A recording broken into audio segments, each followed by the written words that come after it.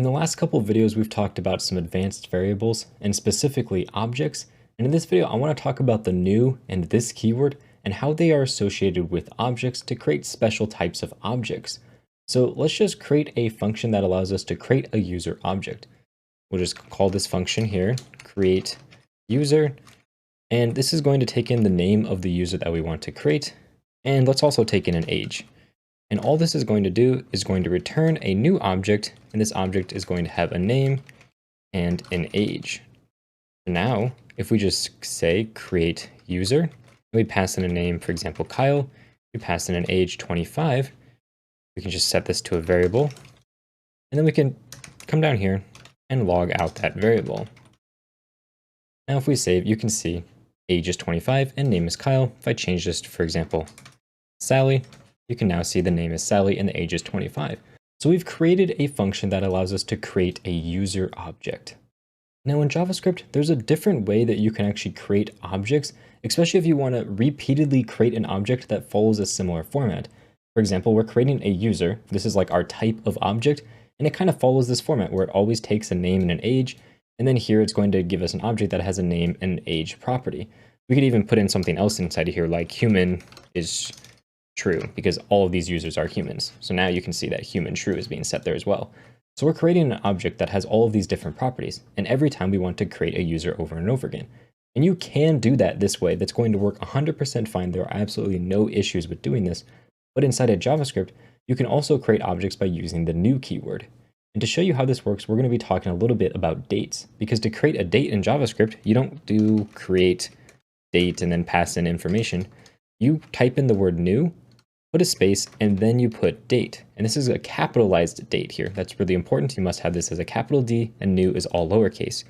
And this date works very similar to a function where you can pass information inside of here. We're just going to not pass anything at all because that'll give us the current date time that I'm recording this video. So we can just say const date equals new date and console.log the date. Now you can see that it's Tuesday, October 27th, 2020 at 2:42, where I am recording this right now. And this date is really just an object. I know it doesn't look like an object over here, it looks like a string, but that's just because this is being converted to a string before it's logged out. But if I just say date dot, you can see that this has a bunch of different methods on it. You can see we have like toLocale date string, toLocale string, and we have tons of these different methods. For example, if I wanted, I could get the day. I say get UTC date. And now if I save, it's going to print out 27 because it's October 27th. So I can get the date, or I could, for example, say get day here, and it's going to get 2. This is because I'm recording this on Tuesday, and Tuesday aligns with 2. You could also say, for example, get month, and now it's going to say 9 because JavaScript associates the number 9 with the month of October because it starts with 0 as January, counts all the way down to October, which would be number 9. So there's tons of different methods, different properties, different things on this date. It works just like an object, but we created it with this new keyword. And that's because we're creating a new date, and it always takes in the same amount of information inside of this set of parentheses here. And when you're creating an object with the new keyword, you call this the constructor, where you pass in information that is a constructor. So let me show you how you can write a constructor to use with the new keyword. Let's just get rid of all of this information down here about dates, and we're going to create a user. And instead of using a create user function, we're going to use the new keyword. So what we need to do is just create a function like normal, and instead of calling this something like create user, we're just going to call this user. And we're going to make this a capital U because when you're writing out a constructor, essentially the type of an object that you want to repeatedly create, it's generally best practice to use capital letters. That's what most people will use. So I would use a capital letter here just because that is the best practice. Then it's going to take in a name and an age. These are the parameters to our constructor, and this function itself is just a constructor function because it constructs a new object of a specified type. Now inside of here, you may think that we just say return name, and age, and then finally human true. And down here, we could just say new user. And technically, this is going to work. You can see it still prints out everything like we would expect. But this is not how you would generally do this when you're using a constructor. Because if you're using a constructor, something that's really handy is you get access to the this keyword. And the this keyword essentially references the current object you're trying to create. The way that a constructor works is when you call a constructor, it behind the scenes does this. it creates this variable called this, and it sets it equal to a new empty object. And then at the end of your function, it returns this for you. And in here, you can do all of your code for setting your different properties on this itself. So let me show you how that would work. We could say this.name equals name. We could say this.age equals age, and this.human equals true. Now, like I said, this up here is automatically added, and this return down here is automatically added. So all we have to do is write out all of our property assignments. Essentially, we're assigning name to this name, age to this age, and human to true.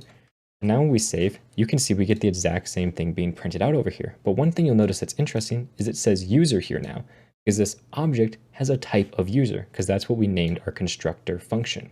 So let me just write out one more here. We'll say const user func equals create user, and this will be Kyle 25.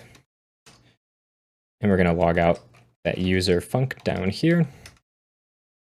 So here you go. We have our user object up here, that's Sally, and then we just have our normal object down here, which is just using our old create user function.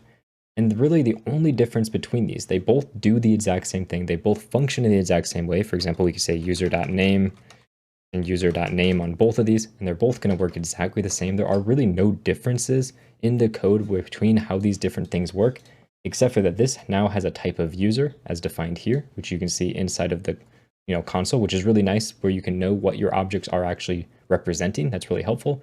And also we can use the this keyword inside of here, and we create these users using the new keyword instead of just calling a function. So when you create a function, you, for example, give it, a capital user as the name, because that's standard to use capital letters for the first letter of the name. And then you use this inside of it, and you call it using new. That's going to be calling this function, going to be setting this equal to an empty object at the beginning automatically. And at the end, it's going to be returning this for you. So really, this is just an object, and that object represents the user that we're currently referencing here. To take this a step further, JavaScript also has something called classes, which I'm not going to dive super deep into in this course because they're really not very important and you're almost never going to use them, but it's kind of important to know that they exist.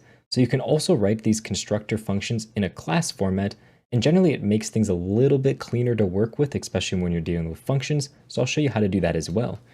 We could create a class. If we wanted to just replicate this user, you type in the word class, all lowercase, then you're going to type in the thing you want, which in our case is user, again, capital letters here. And instead of putting parentheses and putting all of our constructor information here, instead what we do is we create some curly braces, and now we've defined a class. And inside this class is where we put all the information for our user. And like I said, that this function up here is a constructor function. So we just write out the keyword constructor. And then in here, we can put our name and age. It's going to look just like this function here. And now we just say this.name equals name, this.age equals age, and this.human equals true. So now if I just put this class up above the rest of our code, and I just run this, you'll notice it still works as before. We're able to create a user with the same new keyword, and it's using this class here instead. So you can either write out a function like this, or you can write out a class like this. They both work exactly the same. The nice thing about this class is it makes it really easy to add functions onto our user. We just come down here and write out the name of a function. For example, print name. We can just say console.log this.name. Now if I come down here and say user.print name, I just get rid of this additional console log that's not needed, you can see it prints out the name Sally for that individual user. So if you wanted to add functions to a class, you just write out the name of the function, put the parentheses. So if I wanted to add, a parameter in here, I could. I'm not actually using one. And then you just write the definition for that function. And you can use this inside of here to reference the actual instance of this user. So here we've created a new user. And when we call print name, this here is just equal to this user object here. So it has the name, the age, the human. This is essentially global inside this user. But if we create two different users, for example, we have Kyle and Sally, so we'll call this one user2. And we say, whoops, user2.printName. They are going to be able to know which this they are referencing. They're making sure they always reference themselves instead of something else. That's a really nice thing about these classes and this constructor function here. Again, though, like I said, this is really something you're not going to write very much yourself. I personally don't find myself doing this very much at all. In general, what you're going to be using this for is things such as creating a new date inside of JavaScript. JavaScript has a bunch of instances where you're going to use new to create different objects inside of the base language itself. But in general, when you're writing out JavaScript code, I don't find myself writing out constructor functions very much at all. And that's really all there is to the this and new keyword. You can play around with creating your own constructor functions in your own classes if you want, but it's not necessarily something that I use that often in my own JavaScript projects. So really only do it if you want to make sure that you learn this and solidify it so that when you see it, you're familiar with it. Other than that, it's really not too important to super deeply learn. Now in the next section of the course, we're going to be diving into the basic DOM, which is super exciting because that's where we finally get to build out some cool and interesting projects. I can't wait to see you there.